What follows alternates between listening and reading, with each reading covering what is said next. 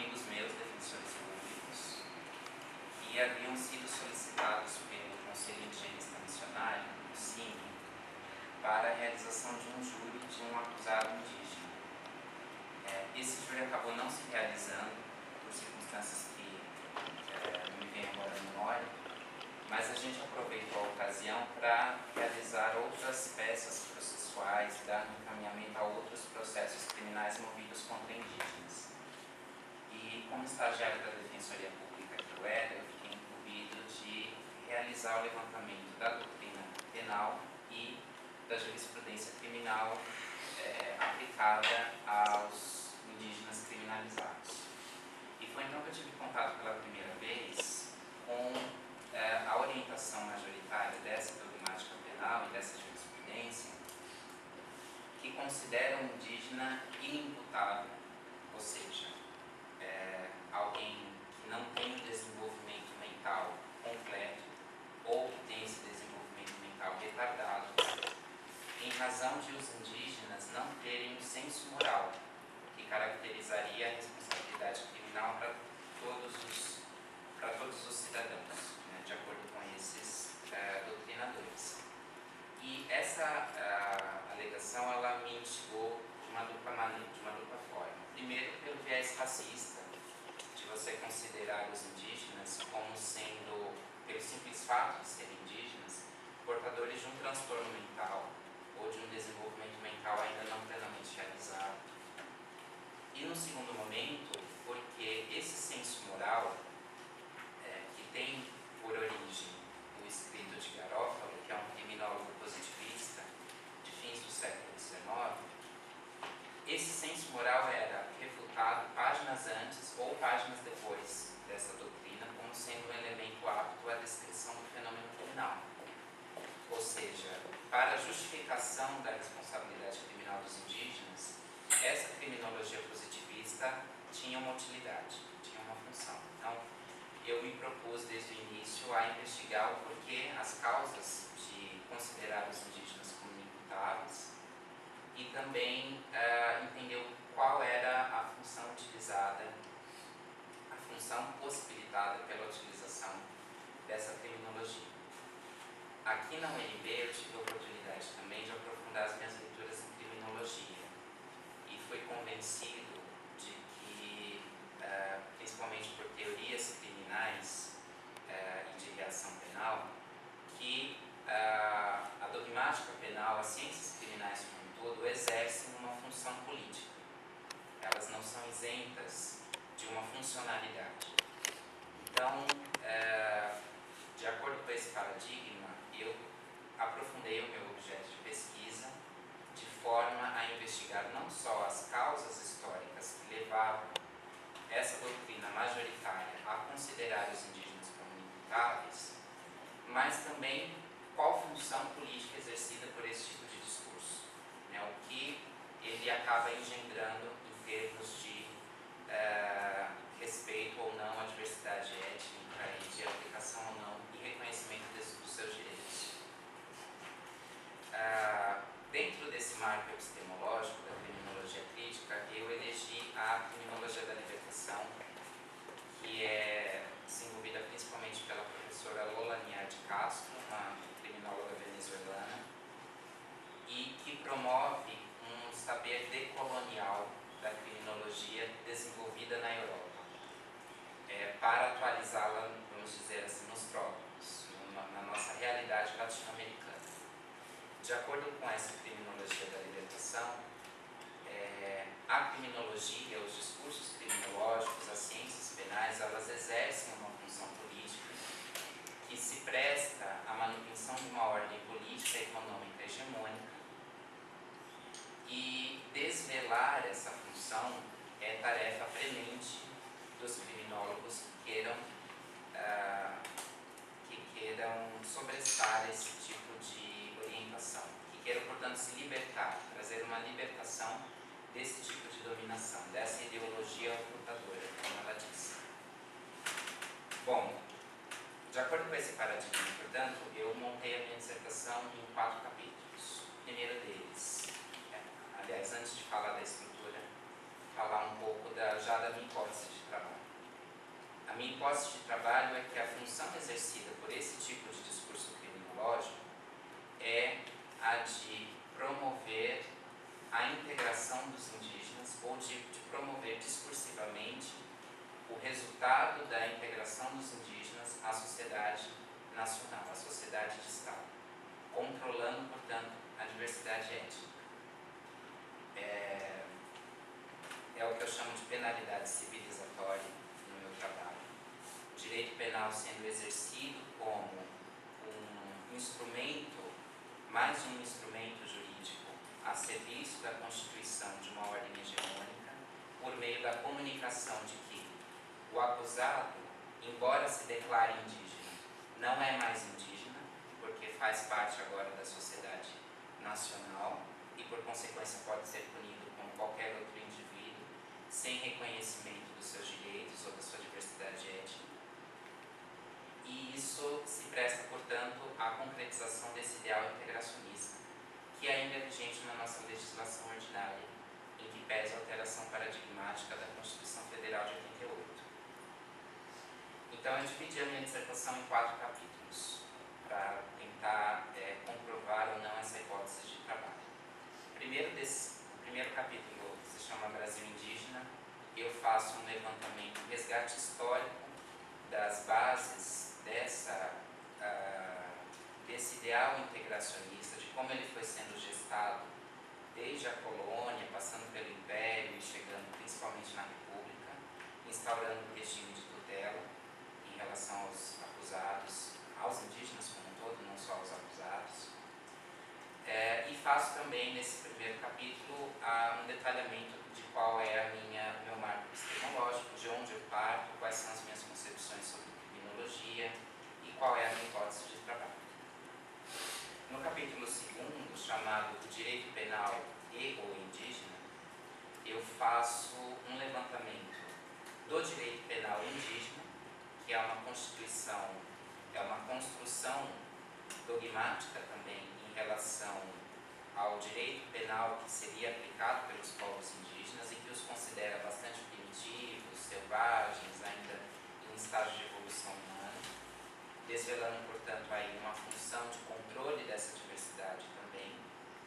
E faço também um resgate, aí sim dogmático, da constituição desse saber jurídico que considera os indígenas como sendo inimputáveis.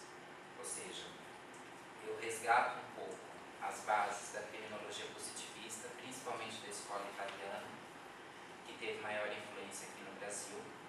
Faço também um resgate histórico das principais fontes doutrinárias no Brasil, no início do século XX, final do século XIX, principalmente pelas escolas de direito, pelas faculdades de direito de Recife, São Paulo e Bahia. E faço um apanhado de como a doutrina majoritária atual ainda reproduz esse tipo de conhecimento sem fazer uma crítica mais aprofundada. Coloco também algumas concepções minoritárias que entendem que os indígenas não são inimputáveis, mas devem ser considerados agentes criminais que agiram sob erro ou cuja conduta é inexigível, uma conduta diversa e inexigível, ou ainda que o seu comportamento é atípico. Enfim, eu faço esse levantamento dentro da teoria do delito, que é minoritário, para desvelar, portanto, qual é a orientação dessa dogmática ainda aplicada. No capítulo 3º, eu me volto diretamente para a jurisprudência criminal. E aí eu fiz uma análise de 319 julgados dos tribunais de justiça estaduais e do Distrito Federal, dos tribunais regionais federais, do Superior Tribunal de Justiça e do Supremo Tribunal Federal. Me atento tão somente àquelas decisões em que foi preciso às agências do sistema de justiça se pronunciar acerca da identidade étnica, ou seja, dizer quem é e quem não é indígena, para punir ou não punir, ou punir de tal ou qual forma. E penso eu ter revelado que, majoritariamente, essa orientação jurisprudencial considera que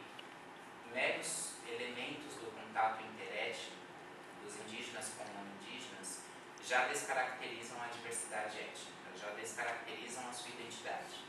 Então, indígenas que falam português, indígenas que trabalham, até mesmo indígenas que assistem a programas de televisão, isso consta em alguns julgados, deixariam de ser indígenas e, por consequência, poderiam ser penalizados como não indígenas.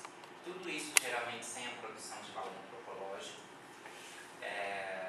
porque alguns entendem que isso não tem previsão legal, então, por consequência, não é uma exigência da casuística. E também muita discussão em torno da competência para o julgamento desses crimes. A Constituição Federal de 88 ela inova em todo o ordenamento jurídico a respeito dos indígenas, porque ela coloca que compete à Justiça Federal julgar disputas sobre direitos indígenas. Disputas sobre direitos indígenas, exato.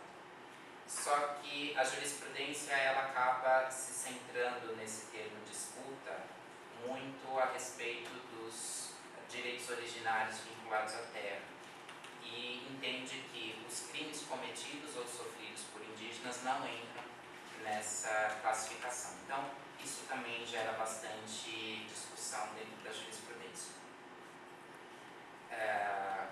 De acordo também com a análise dessa jurisprudência, é possível verificar que a aplicação de atenuante de pena ao indígena ou do reconhecimento da necessidade de cumprimento de pena em regime prisional especial, que estão previstos no Estatuto do Índio, não deveriam ser aplicados justamente porque o indígena deixou de ser indígena. Então, eu entendo que,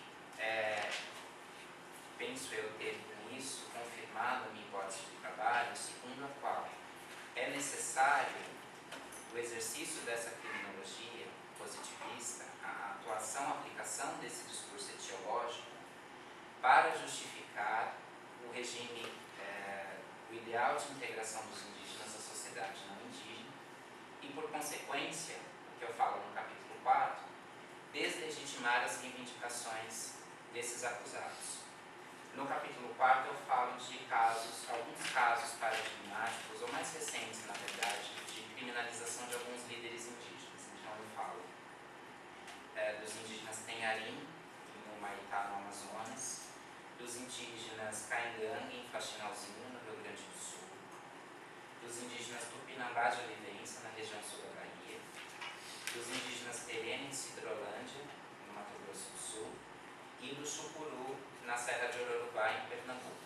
Em todos esses casos, embora eu tenha feito uma análise, isso já faço a minha culpa, não tão aprofundada dos dados da luta pela terra, do reconhecimento do histórico de ocupação dessas terras, eu entendo que, à medida em que o Estado criminalizou os líderes indígenas sob diversas acusações, ela promoveu uma deslegitimação da luta, porque considera que os líderes indígenas não são mais indígenas, podem ser criminalizados, por consequência, o povo ao qual eles se vinculam também perderia essa característica étnica, de diversidade étnica, o que vai prejudicar no futuro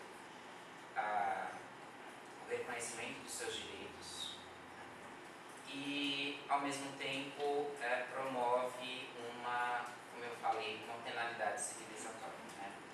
Em forma que esses indígenas podem ser penalizados como quaisquer outros. Bom, eu faço também uma análise, já encerrando a minha fala, dos discursos, portanto, históricos vinculados à identidade e à integração. Faço uma análise também da situação prisional dos indígenas atualmente no Brasil, e que são atualmente, o Ministério da Justiça ainda não atualizou esses dados, mas a última informação que a gente tem é que seriam mais de 929 indígenas no sistema penitenciário comum, o que significa que eles já estariam em descompasso com a legislação indigenista que prevê um regime prisional especial de semi-liberdade. E aí eu tiro algumas conclusões de tudo isso, seguindo a metodologia da criminologia da libertação, que se propõe a ser também transformadora, né? Eu, primeiro, considero que é necessária uma mudança paradigmática de cultura do nosso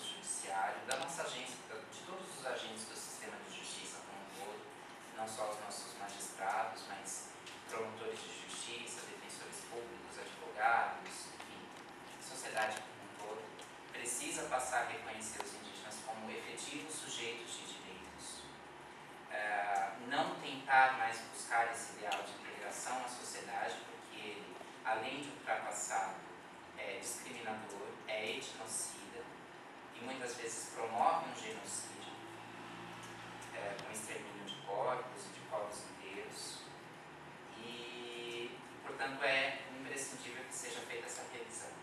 Para além disso, eu faço algumas sugestões também de mudança legislativa, mas tão somente na área de legislação processual penal. Embora eu entenda a importância de, mesmo das correntes minoritárias que tentam enxergar no indígena a ocorrência do erro de proibição, da inexigibilidade da conduta diversa, da tipicidade da conduta, eu entendo que formatar uma decisão penal para todos os indígenas continua sendo um equívoco, porque a gente continua considerando todos os indígenas como sendo iguais em todas as épocas, em todas as circunstâncias. É o que eu chego a mencionar no capítulo 1 como sendo o índio arquetípico. A gente tem um imaginário de um indígena como sendo aquele que é igual em todos os locais e sempre foi o mesmo em todos os tempos. Portanto, eu considero que a dogmática penal já tem institutos suficientes e a aplicação da casuística é que vai determinar isso. Mas a legislação processual precisa ser revista, com a previsão de laudo antropológico, com maior esclarecimento a respeito de quem seja competente para julgar esse crime, e também com outros direitos, como a oitiva em sua língua materna, e a possibilidade de intervenção de órgãos de defesa dos direitos e interesses indígenas, não só o Ministério Público e Defensoria Pública, mas até mesmo o FUNAI. Eu penso ter com isso realizado o meu trabalho, a minha pesquisa, e me coloco agora à disposição para esclarecimento de dúvidas. É isso. Obrigada, Tete. Eu concedo a palavra ao professor Marés para as suas considerações.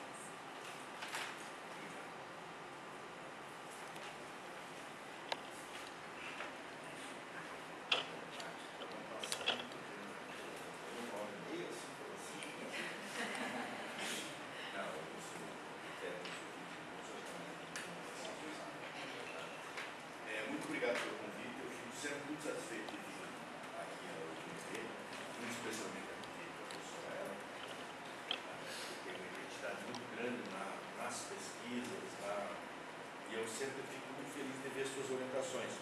As orientações da professora Ela praticamente não precisam de arguição, muito bem, temos muito vídeo, vamos embora, né? Mas enfim, a gente tem que cumprir o papel de arguir. Então eu farei. Muito obrigado, professora Ela, pelo convite, e é uma satisfação muito grande estar aqui com os dois professores que me acompanham. Vou dizer primeiro, Tete, que eu gostei do seu trabalho. O trabalho está muito bem posto, muito bem colocado, está correto do ponto de vista do tema que se propôs. Eu achei, antes de mais nada, eu queria fazer alguns comentários formais. Achei que tem alguns problemas formais que eu achei no trabalho, que são comuns de trabalho de mestrado, mas que podem ser corrigidos facilmente. O primeiro deles é o uso excessivo de apuros. Muito alto. Mas depois está com um detalhe para mim, de alguns, que não sei se não pode ser, não pode ser um apuro. O Marçal Guarani se pode ter uma apuro que não é uma apuro. Aquilo você não tem a fala do filme do Marçal. Aquilo é uma escalminho, né? E depois eu me dei conta também que algumas vezes você cita a Manuela Carneiro da Cunha, ou seja, você cita outros autores como Manuela, mas não é a Cunha. Você está citando o próprio autor num livro coordenado, organizado por Manuela. Então não é um filme, né? E o cúmulo foi quando você me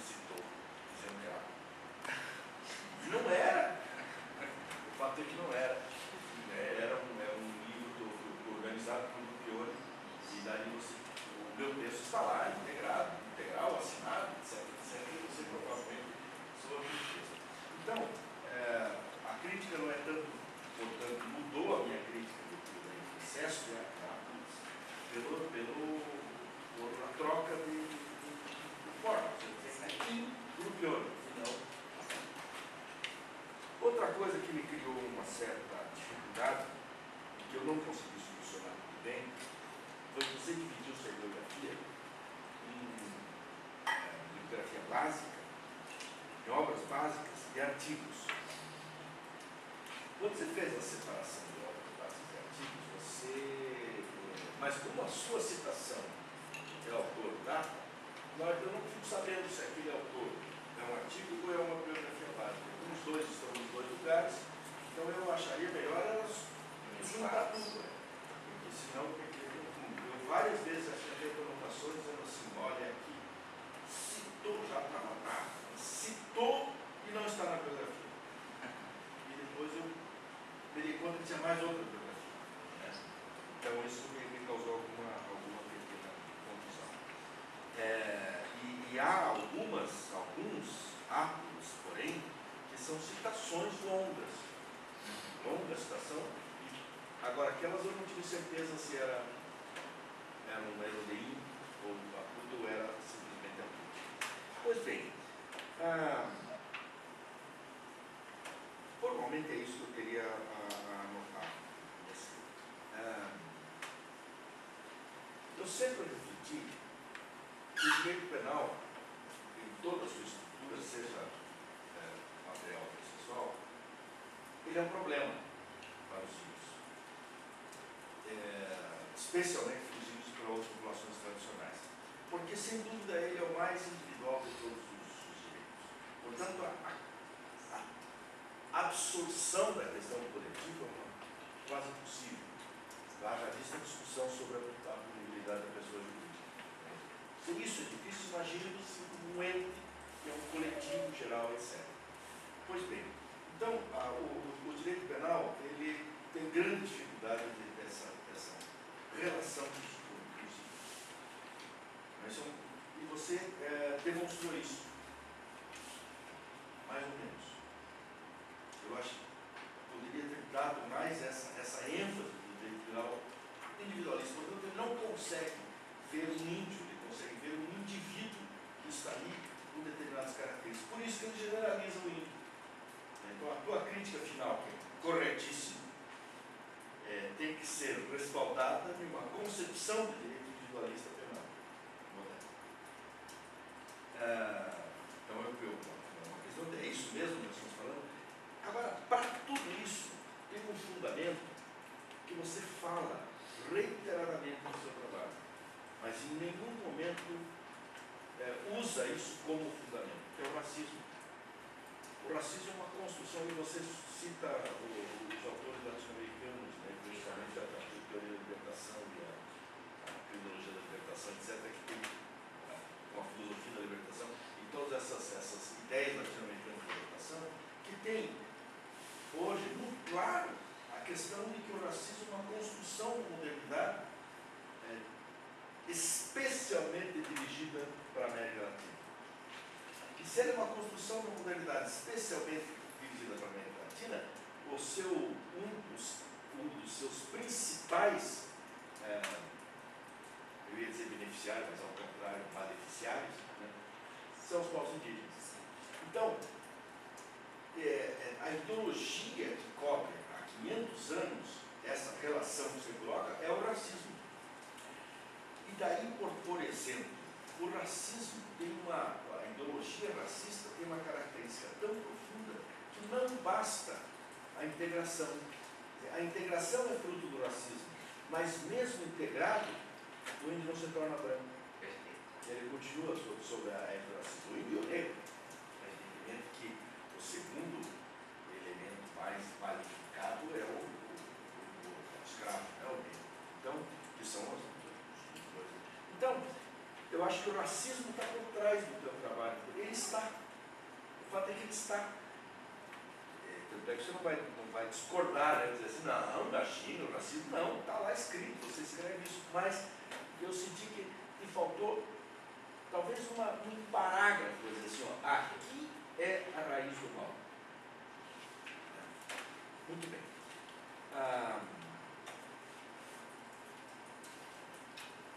Agora bem, quando nós analisamos as comunidades indígenas, nós temos que nos dar conta que um povo indígena tem uma estrutura social, consequentemente jurídica, diferente.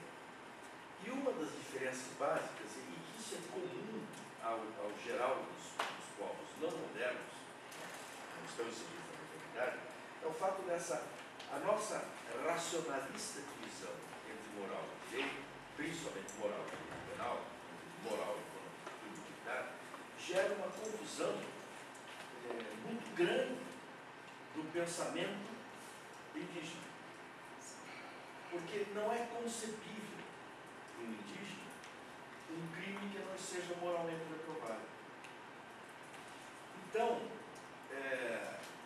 eu lembro de um caso que eu tive a oportunidade de acompanhar pessoalmente por outras razões, que é um caso extremamente conhecido, que foi noticiado em todos os jornais da Veja, capas, escandalizando o mundo, dizendo como selvagens, terríveis, maus eram os índios, por causa de um indígena caiapoche no Paulo de Paiva. Então, os casos, acho que a ela tem esse caso, foi um caso terrível. E o Paulinho, eu não vou entrar nos detalhes do crime, mas ele não cometeu crime. Na cabeça dele não cometeu crime. Não, aliás, não tem nenhuma reprovação moral que ele fez. Aliás, ele não tem acto. O crime era pesado, era estupro e ele foi condenado. Isso é uma coisa. Eu conversei com ele depois dele ter sido punido. E ele dizia para mim, ele leu a sentença para ele. Até hoje não fala bem razoavelmente, entende? E quando deram a sentença para ele dizia assim, ele leu a sentença para ele, meio que traduzido, etc. E ele me disse, isso ninguém me contou, ou seja, ele veio e me disse assim, olha, como é que o juiz me condenou? Porque eu sou comerciante. Se o juiz me condenou porque você é comerciante, ele me condenou porque eu sou comerciante. Mas o fato de eu ser comerciante, eu não sou comerciante. E aí ele pediu para mim que eu fosse na aldeia dele para ver que não era comércio que ele fazia. Era um contrato com a body shop. Que o grupo dele, a comunidade dele tinha, mas ele era a pessoa que eu relacionava. Então o juiz disse que ele era comerciante. Mas ele não condenou por ser comerciante, mas usou o que você chama de penalidades civilizatórias, por ser comerciante, ele responde integralmente, não tem que discutir a questão indígena que o Paulinho Parque é por causa disso. E para ele tinha sido condenado porque era comerciante. Da cabeça dele ficou a condenação porque era comerciante. O ato praticado, para ele, e para o povo dele, não é vida, porque é moralmente aceitável. É assim que se resolve a questão moral. Eu não vou entrar no detalhe da questão moral, essa não.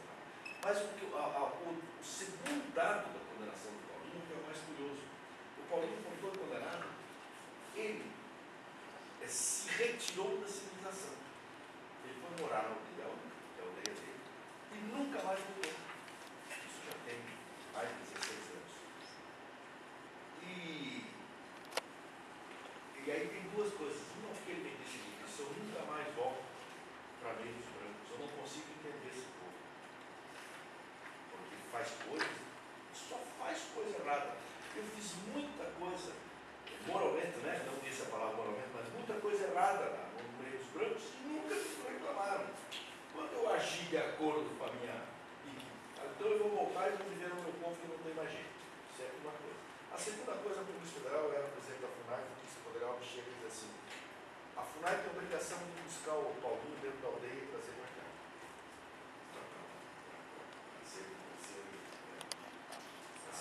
Para cumprir a pena.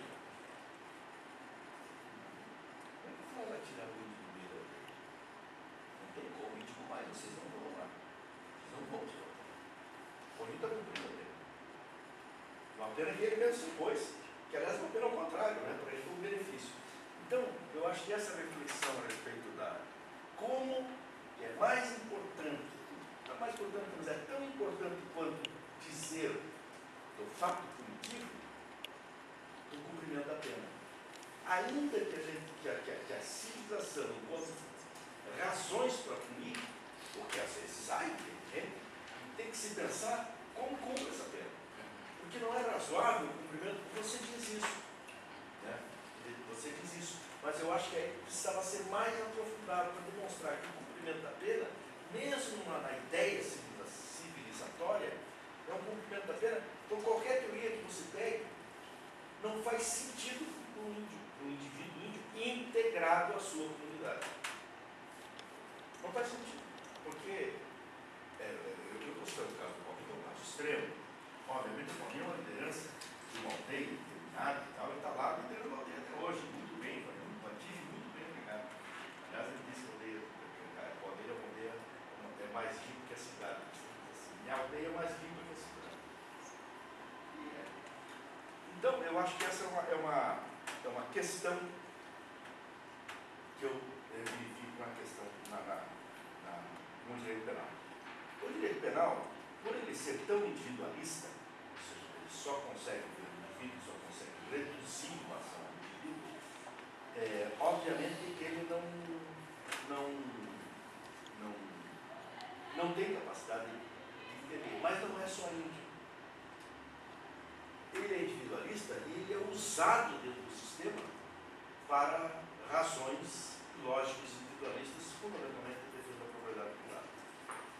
Eu até acho que a construção dessa separação, principalmente do direito penal, o direito penal é mais claro de todos, entre o direito penal e a moralidade vigente, ela só faz sentido para a defesa intransigente da propriedade privada. Se você retira a propriedade privada, disso que esse próximo desmonta. Agora, isso significa que aos índios incorre dois problemas que você se refere, mas eu acho que você não categorizou claramente isso. Um é a criminalização política, a criminalização coletiva, embora seja reduzida de igual, que é a criminalização da conduta rebelde indígena, ou, se a gente quiser usar a palavra rebelde, acho que a palavra melhor é resistente. Na medida em que há uma resistência, há uma criminalização das lideranças da resistência. Se você se refere a isso, muito bem, cita alguns casos, muito claramente. Né? Bom, mas isso não é só para índio. Isso é para sem terra, isso é para grupos urbanos que se rebelam, enfim. É para qualquer coletividade rebelde, você tira o indivíduo e criminaliza a ação. Né? O MST tem exemplo disso. Enche as páginas, se você fosse usar todos os exemplos. Então isso é muito claro. Agora, eu acho que além disso, tem uma coisa geral da sociedade, ou seja, que é um mal do sistema, tem a questão individual. O índio que praticou um ato, ele é criminalizado pelo ato. Né? Então isso Então, isso está claro no trabalho. Mas mais claro, principalmente mais, você podia ter aprofundado uma coisa que é a penalidade civilizatória, o que você chamou de penalidade civilizatória. Quando eu li, eu achei sensacional a ideia. Ótimo, aquilo até me pegou na ferida. Mas aí eu li de novo e me dei conta do seguinte, que faltou um pulo, faltou um pedacinho, que a pena é ser chamado de civilizado. Como você disse. Mas mais do que a pena é ser chamado de civilizado e, portanto, punido como se fosse civilizado, o sistema e o direito penal age muito fortemente para isso, é transformá-lo em civilizado. E transformá-lo em civilizado é a penalidade por ser índio. Aí eu encontro o caráter dessa penalidade civilizatória. Ser civilizado é uma pena. Nós construímos isso. É uma pena porque daí aplica outra pena. Privativa da liberdade, qualquer coisa. Mas a pena é ser civilizado. É obrigado a ser civilizado. A civilização o pune por não ser civilizado. E, portanto, ele tem que ser civilizado. Eu acho que eu gostei muito dessa tua preocupação, dessa lógica que você coloca, essa ideia da penalidade civilizatória. Senti falta de tribunais éticos. Ou seja, há já na América Latina algumas experiências muito interessantes. E, embora no Brasil isso esteja muito discutido, existe no Brasil. Muito discutido porque é ilegal. Provavelmente seria criminalizado se fosse conhecido pelo sistema. Mas há na América Latina exemplos muito bons como é que eu digo, que convivem com os tribunais estatais e convivem bem. Com uma diferença, especialmente quando a gente fala da Bolívia, do Altiplano, dos Andes, que tem uma presença indígena muito maior, uma presença indígena muito diferenciada, e também no México, em algumas regiões do México, em alguns lugares específicos do México, que nos dão uma dimensão muito diferente dessa separação da moral com o direito, porque como não há separação, o que a ação penal faz é solucionar o conflito e não aprofundar o conflito, como é o nosso caso. Principalmente nos casos indígenas, mas não só, como vou entrar no direito penal propriamente, não é o meu objeto de estudo, mas no caso indígena, sim. Sempre que há uma punição ao indígena, há um aprofundamento da contradição, há um aprofundamento do problema. E ao contrário, os tribunais éticos, por eles serem menores, de serem localizados, de serem etnicamente integrados, a busca pela solução do conflito. E quero dizer mais, aqui no Brasil, e você cita também isso, você cita o Adalto Pereira, etc., né, que é situações gravíssimas, muitas penas colocadas a alguns povos são penas do mundo civilizado, introduzidos pelos órgãos de proteção aos índios, para que sejam punidos entre si. Por exemplo, a ideia do tronco dos caipés. Eu não sei se os povos não têm essa ideia do tronco, mas o tronco é uma punição da FUNAI para resolver problemas internos absolutamente fora da jurisdição, absolutamente administrativo e resolvido lá. Só que introduziu isso como uma pena individual corporal. E os caipés utilizam até hoje. Então, por que os caipés utilizam? Porque é uma forma que eles têm de exercício de poder simplesmente interno, como uma população conflitiva, porque ela é polarizada, o povo caipé, eles acharam isso uma ótima solução para exercer o poder contra os seus internos. Bom, portanto, eu acho que isso faz falta, isso não está. Essa ideia do tribunal ético, do tribunal local, da solução de conflitos locais, penais, por mais graves que sejam, eu acho que nós já temos experiência suficiente na América para ter. Entretanto, o teu trabalho está muito bom, não vou dizer, bom, agora faltou isso, volta a fazer mais um pedaço. Não é esse o caso, é só para você refletir a respeito disso. Professor, 21 minutos. Muito obrigada. Teja, você pode manifestar agora? Eu vou fazer sim esses aprofundamentos. A ideia é que o trabalho ele seja o mais completo possível, eu tento entregar a secretaria com as críticas que forem mais pertinentes, com certeza. Se o senhor até estiver disponível depois para reler pelo menos esses pontos, para ver se o senhor está de acordo, se o senhor acha que precisa acrescentar algo ou não, eu agradeceria. Concordo que me faltou fazer essa análise dessa concepção mais individualista do direito penal, dessa dificuldade realmente que o direito penal tende a encarar questões coletivas, e isso é um ponto que realmente não abordei. E, de fato, o racismo está na base de toda essa problemática. Eu chego a citar o Aníbal Quijano, também alguns outros, até criminólogos brasileiros, mas muito não passando. Eu acho que eu realmente devo fazer isso mais explícito, tornar isso mais explícito. Né? É o que eu falo no início como sendo uma prática etnocida, né? Mas que tem por base o racismo. Então, preciso realmente explorar melhor. Agora, em relação a questão da penalidade civilizatória, né, hipótese de trabalho, eu não tinha pensado nisso, mas de fato a pena é ser civilizada. Né? Mas eu entendo que isso é uma decorrência da própria penalidade civilizatória, que eu chamo no trabalho de penalidade civilizatória, quando nega ou neutraliza a identidade étnica, dizendo não, é um indígena em vias de integração, então não tem direitos assegurados.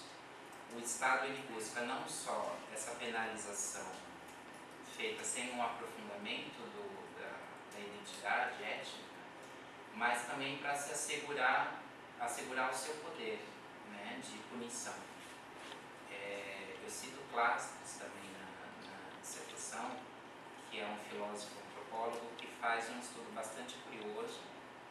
Ele, infelizmente, faleceu cedo, então não pode aprofundar muito, mas ele diz que as sociedades indígenas, principalmente sul-americanas, são sociedades contra o Estado, né, porque o poder não está dissociado delas, ao contrário do que acontece nas nossas sociedades, em que a gente tem os comandantes e os comandados, né, e sempre uma hierarquia, o exercício de um poder desigual.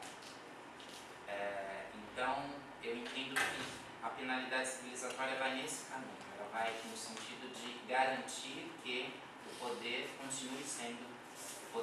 continue sendo do Estado, e aí sim faz sentido dizer que a pena é ser civilizado, porque aí eu submeto esses indivíduos resistentes a essa ordem ao meu poder central. Então, eu acho que é uma volta que eu realmente preciso completar, mas acredito que eu não vou ter dificuldade, porque era o que eu tinha em mente. Né? Esses exemplos dos tribunais étnicos e também da concepção dos indígenas, eu confesso que eu tive... A professora ela até que me puxou para a terra, porque no início eram 6 capítulos, ela falou, você precisa de pernas. E não de asas agora. Mas a gente tem essa vontade sempre de tentar esgotar ao máximo a discussão, né?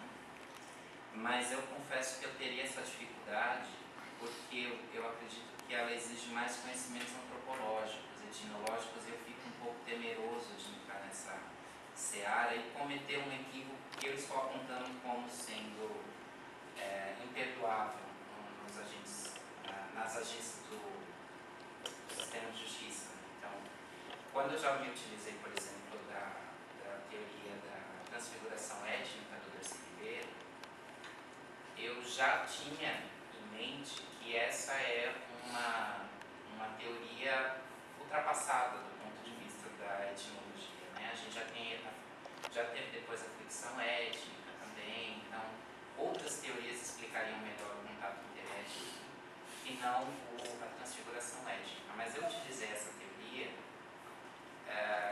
não só por ser do nosso patrono, né, na UNB, mas principalmente porque eu acredito que esse é o ponto em que o indígena chega quando ele é integrado à sociedade, né, ou quando se almeja essa integração. Ele se torna um indivíduo sem identidade definida. Ele não é nem mais índio, mas também ele não é mais civilizado, ele é o que eu falo no capítulo 4 como um índio quase brasileiro. Né? Ele é quase um cidadão, mas não consegue ser reconhecido como tal. Mas eu vou colocar em dia as minhas leituras etnológicas e vou fazer sim essas menções a essas experiências, até para tentar mostrar a dificuldade dos indígenas também em relação à compreensão do nosso sistema. Né? Não só a nossa em relação a eles, mas agradeço, professor, todas as críticas feitas. Bom, então agora eu vou pedir a professora Beatriz para se manifestar. Exatamente, antes de dar início, eu queria só, não quis interromper o professor Marés, quando ele estava falando, naquele momento não pediu esclarecimento, mas antes de começar, só perguntar uma coisa por curiosidade, professor.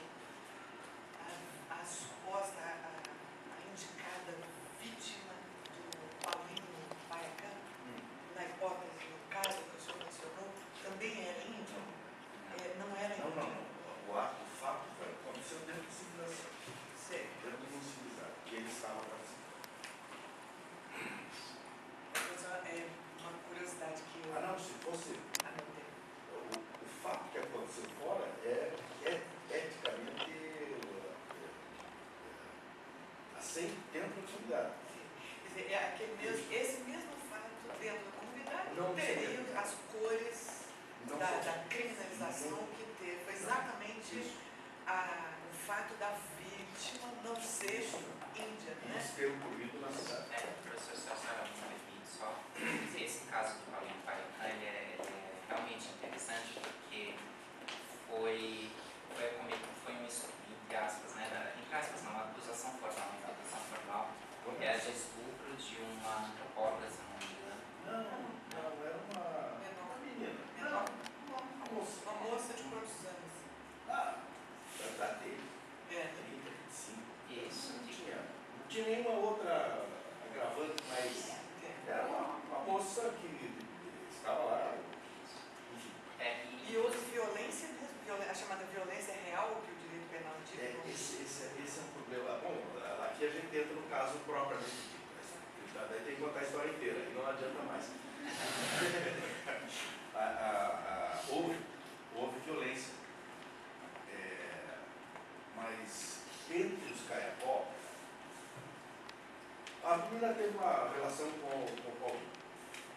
A mulher do Paulinho, no Caiapó, a mulher é muito forte. A mulher tem um poder muito grande no Caiapó. E quando há uma agressão dele, a mulher une a traidora, a outra. E a forma de punir se trata de uma agressão física, uma disputa física, e a forma de agredir, a forma de punir, se dá por punida quando machuca os órgãos genitais da outra. Machucou. Pronto, resolvido, vai embora. Tá? E foi isso que aconteceu. Só que a outra não tranca. Esse foi o fato. Na verdade, quem praticou o fato não foi o Paulinho. Foi a mulher Paulinho. Aliás, aí acontece uma coisa muito curiosa que eu perguntei para o Paulinho. Ele contou a história inteirinha, detalhadamente. Eu disse, mas você não disse isso para o juiz? Ele disse, eu não. Eu disse, mas tinha que ter dito, o juiz não perguntou? Eu disse, não, ele perguntou, mas também durante todo o processo que cometeu a violência foi o Paulinho, a acusação não foi ele. Ele não foi condenado. Daí ele diz assim, mas você tinha que ter dito, Paulinho. Ele disse, mas ele era juiz. Ele tinha que saber.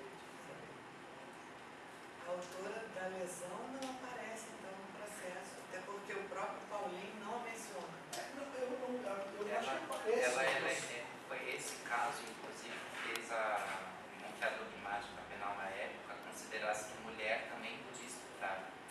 Até então não tinha não tinha passado pela reforma da dignidade sexual. Então estupro era realmente só penetração na vagina. Né? E aí a mulher foi considerada estupradora de uma outra mulher. Esse caso que alterou essa orientação, que possibilitou. Não, é que ficou bem claro que ela pode, mas isso fica outra discussão dogmática, que ela pode ser autora como partícipe na penetração, Como pessoas, ela seria atribuída o mesmo resultado. Só que o fato é uma coisa complicada. De fato, houve penetração. Eu já tinha dito antes. Na hora, na disputa que houve, foi uma machucou-se. Sem intenção libidinosa nenhuma. Ou seja, no momento anterior havia uma intenção sexual e houve um contato sexual. No momento posterior, em que ela intervém na sua atitude já de vingança, há violência física. Isso, mas não há nenhum tipo de contato sexual. Não há, mas a história Muito rico o caso, né? A história é contada diferente, porque aí o problema, o coitado do juiz.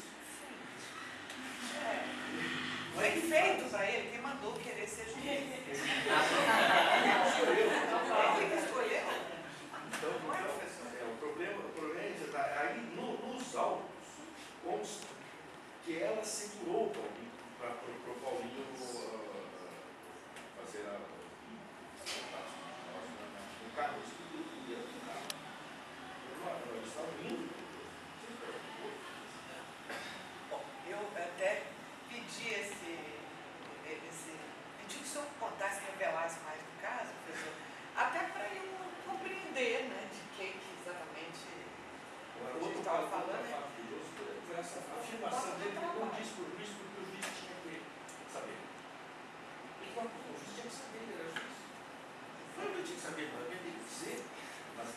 passou para a cabeça dele que tinha que ser lido. Eu fico assim, fiz essa pergunta para a professora Bessa, para compreender o caso, né, para trabalhar com o caso em função do texto do Tedman, que, enfim, aprendi muito, eu preciso dizer isso, em primeiro lugar, aprendi muito com o seu trabalho. Eu acho que eu fiz uma leitura uma leitura riquíssima, e o professor Marés, inclusive, apontou isso aqui, apesar de, em alguns momentos, a gente sentir falta do clímax do texto, né? Eu também tive uma certa sensação, dessa de que faltou aquele último gesto da primadonna antes de fechar a cortina, quer dizer, o clímax do texto. Mas é algo que é perfeito, porque em nada retira todo o mérito da pesquisa. É uma pesquisa, é um trabalho riquíssimo, porque ele constrói, ele começa para chegar numa análise empírica, análise de dados da justiça penal, lidando com a questão da responsabilidade do índio. O Tedman faz uma viagem que não é linear. Eu não estou dizendo que você fez para nós uma construção histórica linear, mas você nos traz os dados históricos de desnaturalização desse imagético, né, dessa imagem do índio como Afonso Arinos. Eu fui direto na bibliografia, eu adorei a bibliografia, essa bibliografia é muito boa. Afonso Arinos, lá no Índio Brasileiro, na Revolução Francesa. Então ele vai buscar essas ideias e trabalha um pano de fundo de concepções mesmo, de mentalidades. E o que me arrasa, né, nesse caso, e eu confesso que eu não tenho, professor, a professora Ela está aqui, eu não tenho essa afinidade com o tema, o estudo, essa pesquisa específica mas sou uma crítica, sempre fui, e continuo sendo, e agora mais ainda, porque consegui também mais instrumental com o próprio trabalho do Tedman, da forma com que o direito penal tradicional trabalha com a questão do índio. Achei extremamente interessante quando você coloca que em algum momento da formulação legislativa no Brasil, colocar na lei, era o Código Civil que você exemplificava, se não me engano, colocar na lei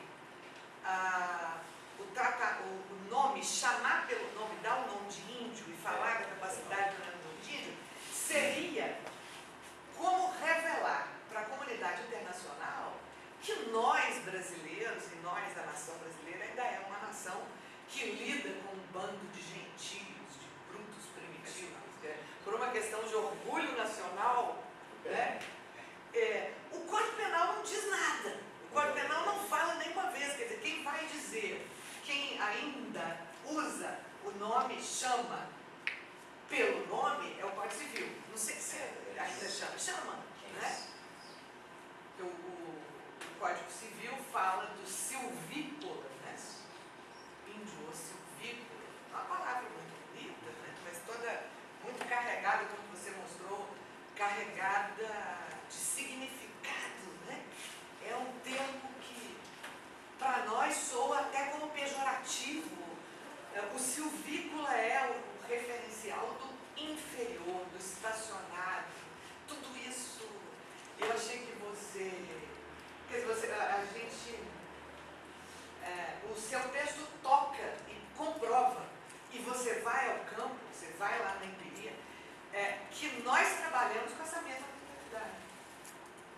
Essa mentalidade, às vezes eu acho um pouco, Tedman, um pouco ingênuo, a gente achar que nós podemos mudar a mentalidade ou a concepção daqueles que... eu quero saber como é que a gente consegue fazer uma coisa dessa. Acho que... Não sei,